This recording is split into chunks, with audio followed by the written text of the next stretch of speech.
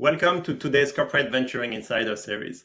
I'm so happy to have Alexandra Renner with us from BMW Startup Garage, a true practitioner of venture clienting. Alex, welcome. Thank you very much. Thank you so much for the invitation, and I'm looking forward to our interview. I'm very much looking forward to it too, because we had many people talking about venture clienting in previous podcasts. We even had academics who researched it talking about it. But you're the first true practitioners with many years of experience going to be able to tell us about it. But first, Alex, could you share about your journey into corporate venturing? Yes, of course. So actually, I think it was during my studies. I studied mechanical engineering in Munich. And we had an entrepreneurship center at the university, which is the Unternehmertum, and is actually, I think, one of the biggest entrepreneurship centers in Europe. And yeah, during my studies, I co-founded a startup back in 2013, and it was all about augmented reality for industrial applications. And yeah, after a couple of years, I realized, especially when I had to sell our product to big companies like also BMW, I realized that there's still a lack of experience, that I actually don't understand how this business works and so on. So I decided to make a break. So I actually left my startup and yeah, I changed to the other side and started working for BMW. The first couple of years I spent in the series development, meaning that I learned how decisions that we make or how features that we define really get into our cars, but also into our processes. And yeah, and then my former team leader asked me if I want to bring these worlds together in a venture clienting unit. And that's why I started 7 years ago to bring both sides together. And yeah, actually, the BMW Startup Garage was the first venture clienting unit worldwide. I think many corporates worked with startups before, but we were actually the first one who streamlined that in a process. Where we said, okay, we have the same approach to all startups, to all problems, and we try to do this in a more efficient manner. Very nice. So I want to talk about your first experience building a startup, because I'm sure your job requires a lot of empathy towards entrepreneurs, especially as they try to work with a big company like BMW. And by the way, I had an internship in Siemens in Munich, so I definitively understand a little bit about German culture and being precise and of high quality. So I can imagine BMW being very demanding as a first customer for a startup. So can you share about how your experience as a startup is shaping the way you engage with them today?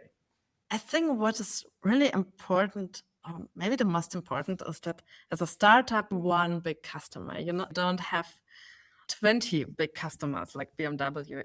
Usually, typically, you have one. And what startups typically do is that they reaching out not every week, they're reaching out every day. But on the other hand, as a BMW engineer, you have another pace. Things are usually going slower. And when I have business units that approach me and tell me, okay, it's really exhausting to work with that startup. Why are they calling me every day? We're not that fast. Then it makes it much easier to explain why they do that. Startup world, they have a different pace and you don't have that many customers. From the other side, if you take the perspective of a BMW engineer, you don't have just one supplier or one project. You have typically 10 suppliers, 10 different projects, and they all need your attention. And that's super helpful to understand that pace or the difference of the pace. Actually, you're already touching on my next question, which was you spent time inside BMW, you understand the processes. During that time, did you engage with startups already? No, absolutely not. Because I was really in the serious development where you're building industrialized technologies. So you typically work with big suppliers. And what I learned is that even big suppliers, big incumbents, where you think that they understand everything, I learned that they also fail. And that's all not that easy, but it makes it even harder to convince, I would say, the management, but also the engineers within a big company that it makes sense to work with startups, that startups can be reliable as well, because you already see how big suppliers fail. I can imagine, yes, one of the challenges, startups are seen as very risky Yes, proposition inside a company like BMW, yes. but actually the incumbents also have risk. It's not like they have 100% reliability every time. Yes, absolutely. Because you usually have one tier one supplier, but the tier one supplier has another supplier, which is a tier two supplier. And they're typically super small and not that reliable at all. We just don't see that. So in a way, you have startups being abstracted from the proposition. You have the startups behind the tier one, so you don't see the startups, but actually you're already engaging with startups. Yes, absolutely. That's it. Okay. And so clearly one of the tough part of venture clienting is selecting the startups you believe will be reliable, will be adding something Mhm. important to BMW. Can you talk about what you've learned, the best practices in terms of identifying the startups that won't make it and the ones that actually would bring real value? In the past 10 years, there has been a quite long way for us to find the best way to identify the best startup. So when we started working, we had everything. We had startups, we had money for the business units. We approached the business units hoping that they would be interesting in testing the startup technology, but it actually didn't work because startups were really not reliable enough, or it was too different from what many knew. And then we changed our approach a little bit because first we were pushing startups into the company. We were talking to our business units and we were proposing them startups that might be better than the business units. If you think about that from a psychological approach, it's not really smart to tell an engineer that doesn't have the best solution, that we found a young startup that's way better. So when I talk about that now, I realize, okay, it could not be successful, not at all. Yeah, so we changed our approach and we started with the needs of the business units. It means that we went into our business units, we tried to understand if there is a challenge that can't be solved internally and can't be solved by an existing supplier. And that was actually the sweet spot where we knew, okay, that's actually where a startup can provide real benefit. And the process to select the best startup is actually collaborating with the business unit very closely. So we always start with the challenge. We define the challenge as concrete, as precise as possible. And then we go out and our team scouts for startups that might solve exactly that challenge. And if you do that with, let's say, some technical KPIs or other requirements, and always together with the business unit, it's not that difficult to find the best one. And what also helps is when you meet a startup for the first time, actually like to provide them some tasks that they have to prepare in advance so that we can discuss the results, so that the business unit can dive into a deep technical discussion. And if a startup convinces us in that technical discussion, then we actually know, okay, they know what they do, and we can rely on them that they're going to solve our problem. Very nice. So in a way, you moved from a push to a pull, and maybe very high level. Today, you still is it 100% pull, or you still have sometimes a startup you identify, you're like, oh, this is too interesting, and still I'm going to push it. It works both ways. I would say that we have 70% pull and the other 30% are push. But still, even if you push a certain startup, it sometimes happens that the business unit says, oh, okay, that's interesting. It doesn't solve my problem. Not exactly that. But hey, let's go out and find something else. But we are still pushing because sometimes engineers don't even know that a problem that they have can be solved. So you have to think a little bit ahead. Can I ask if when you were pushing at the very beginning, you probably didn't have a good success ratio. But today, now that you've had these 7 years of engaging with business units, you get to understand their requirements because you have this pull mechanism. Is it possible that your success ratio when you do push a new idea is more likely to succeed than 7 years ago because you've built that Mhm. intimacy with business units? Yes, absolutely. And that's also something that we had to learn.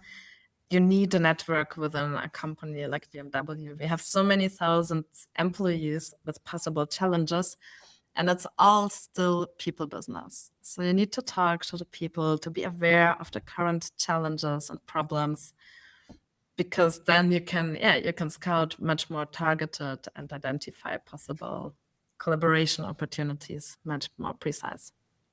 I love when you say people business. I think when you think about collaboration, even between a small company and a big company, most people think it's a big company, but actually it's many teams inside that big company. Can you give us a sense of how many distinct teams you're working with inside BMW? Oh my God.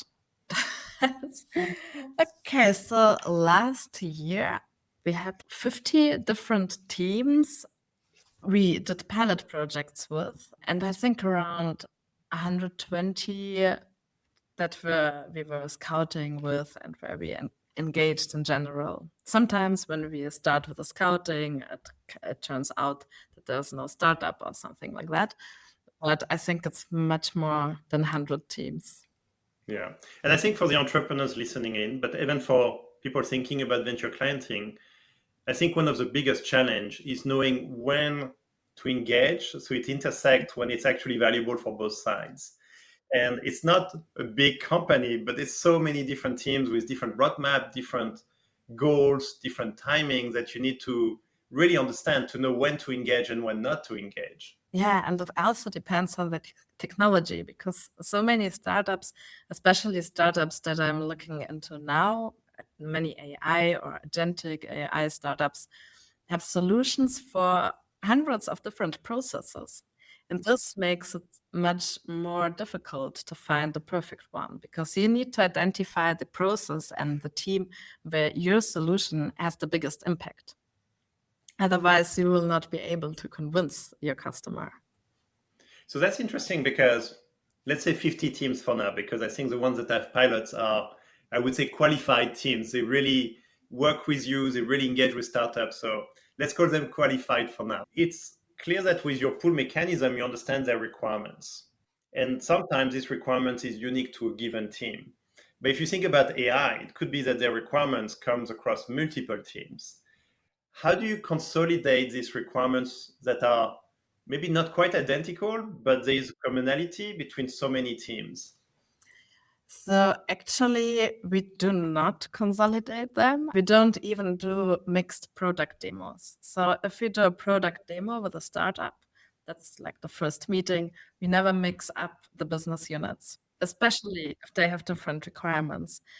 What we do is that we identify the use case with the biggest impact.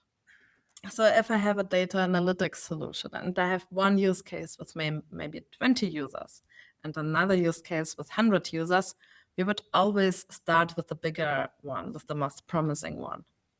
And then after a successful POC, this is what we actually, that's typically called adoption phase or integration or transfer, however you name it.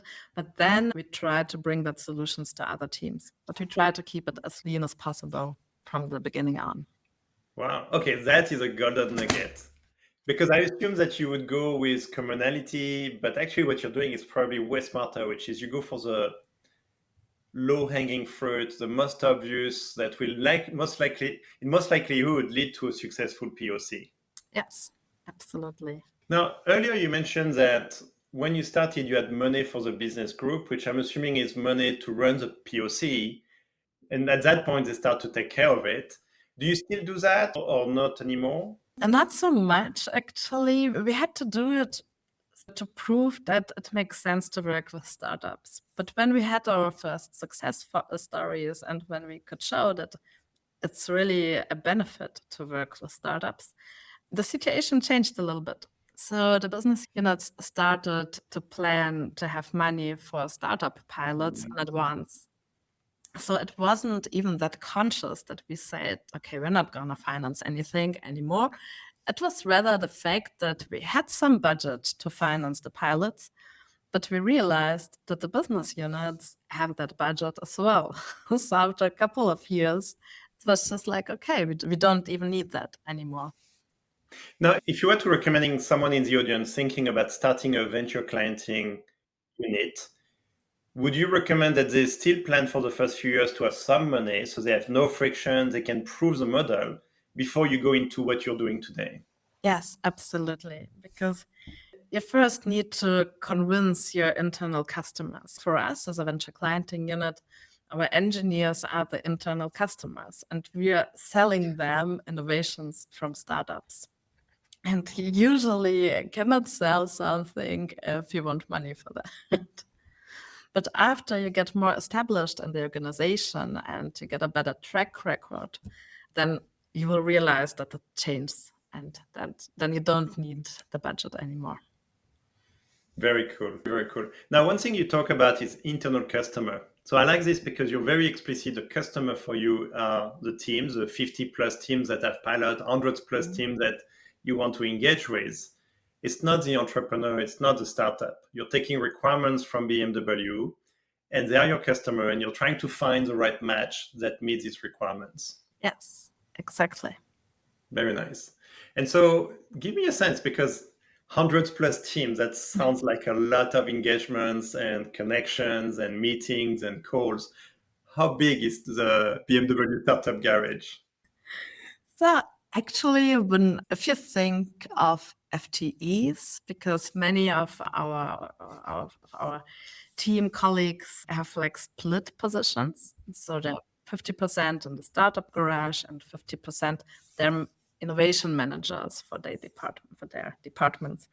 So I would say that we're around 6 or 7 FTEs. Full-time employee.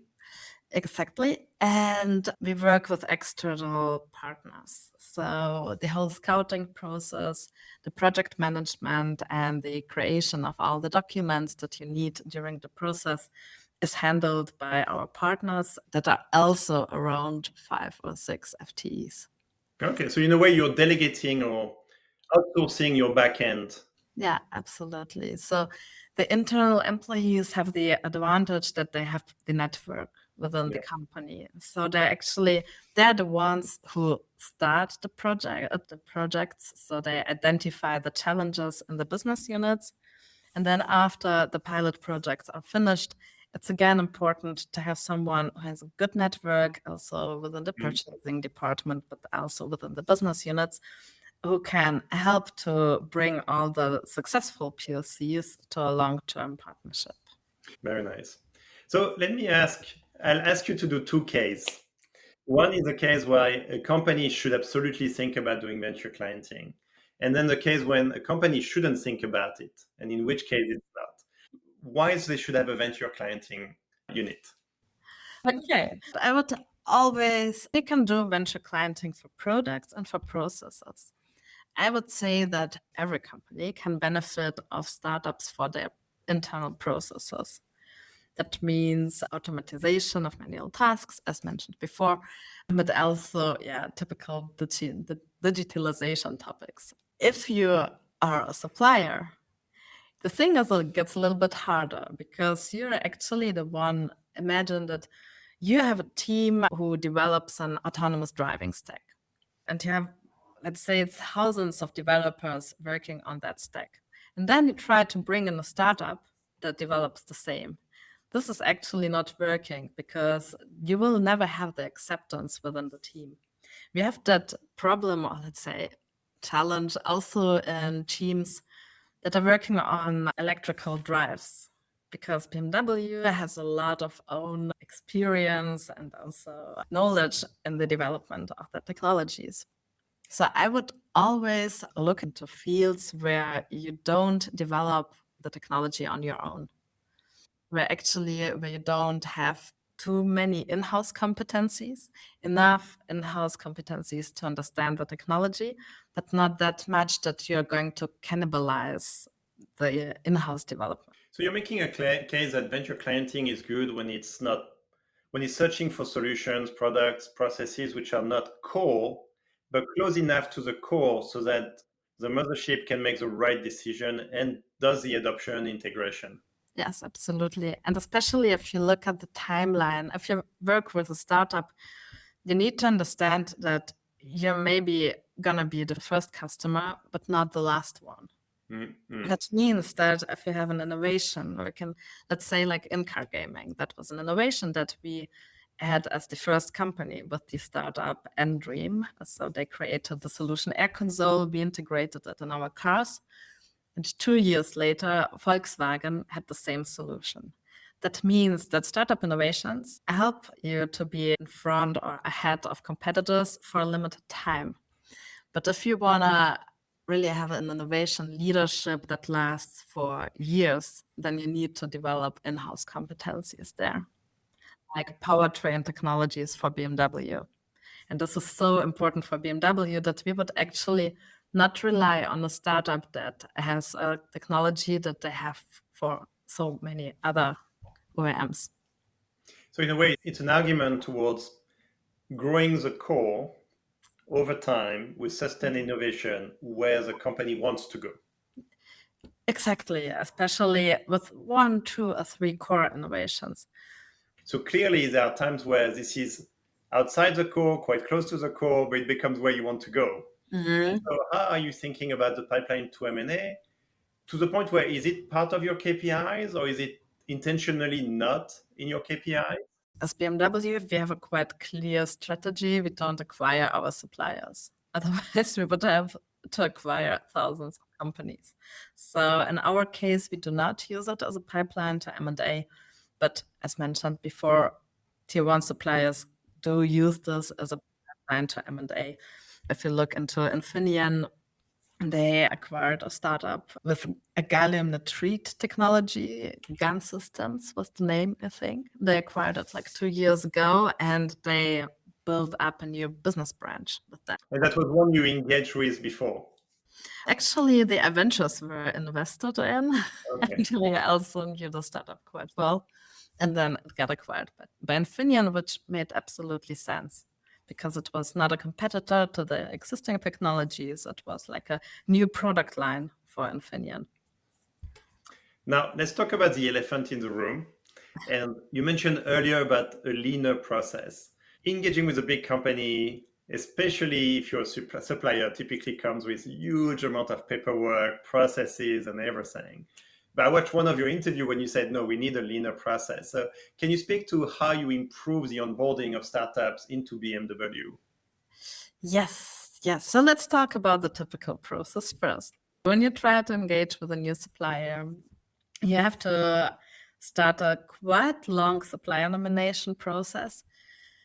You send out a request for information to possible suppliers. Then you define what you really want. You need at least 3 competitors.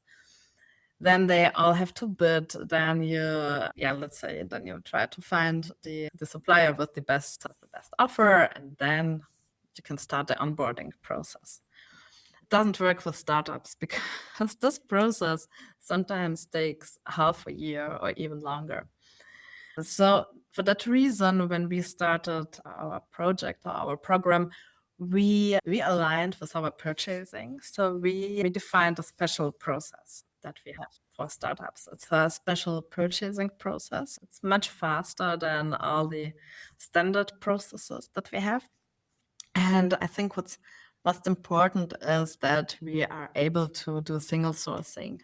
That means that when we look into a challenge and we scout for alternative solutions, we make sure that there is definitely no competitor that could fulfill the requirements of the business units. That's how we actually legitimate, or that's how we argue when we say, okay, we are purchasing and single sourcing, because there's definitely no competitor out there. And that's why the selection process that we were talking about before is so important. You really have to make sure that you have the best startup.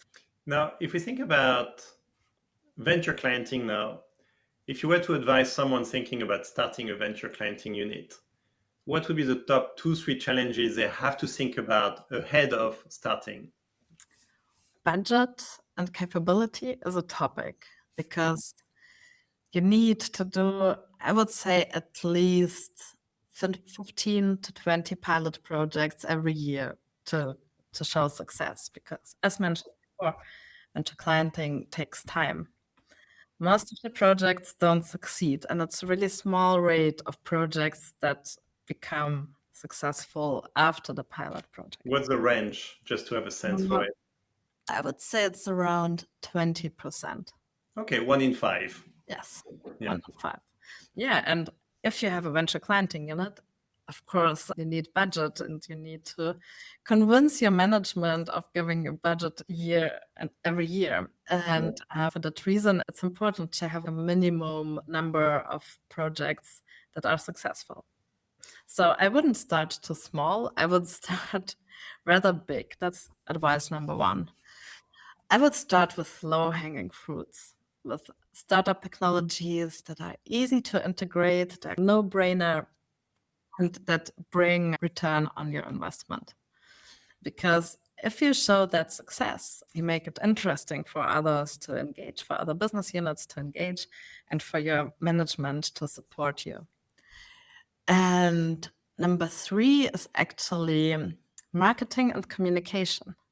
So when I started at the BMW Startup Garage, I had a colleague who was doing only communication. And I was just like, why the hell do you need that? Turned out that even after 10 years of working within BMW and even after almost 300 projects, we have still so many departments and engineers that don't know us.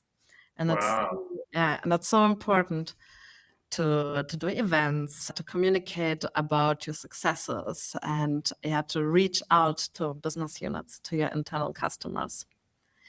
If you look into our LinkedIn, more than half of our followers are from BMW. Which is intentional. Yes, absolutely. So you do external communication with the purpose of internal communication. Yeah, no, I get that, which is not intuitive, but this is how you can reach people that follow LinkedIn, but they don't follow the newsletter inside the company. Never. So I was using intranet. So when you talked about marketing and communication, it's really towards the mothership employee. Yes. Okay. I love the golden nugget you shared about start big. Don't start too small. And I can see if it's 20% and you do 3 projects in a year, you might end up with no success. And then people will say, why do we even start it? So I think that's a very valuable advice, to start big enough, to have enough POCs, to have enough successes. And then you have the discipline of low hanging fruit, where probably at the beginning you try to tip more than the 20% you will get later, because you can afford to take more risks. Yes. So Alex, my last question is going to be about the future. And I see venture clienting starting to really professionalize and grow and spread, especially in Europe. What do you think venture clienting will look like 10 years from now?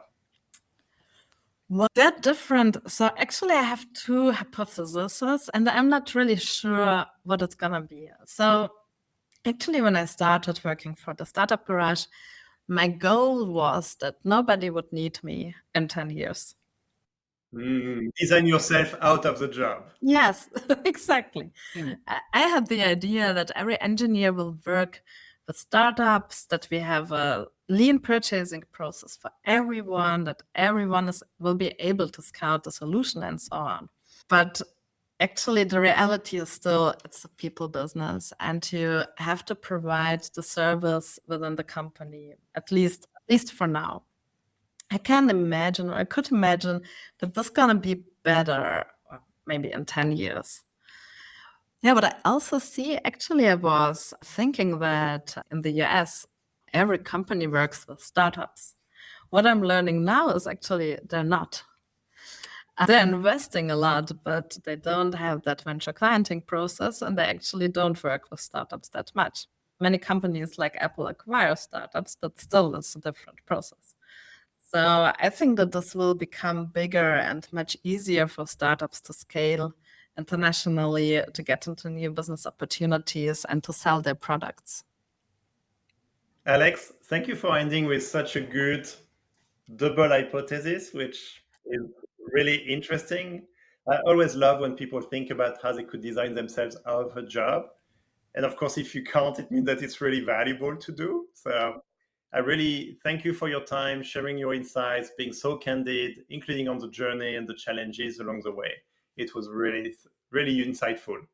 Yeah, thank you so much for the invitation, Nicolas. I really enjoyed. I look at the clock and I'm surprised how fast the time passed. It was really fun and yeah, I enjoyed it. Thank you.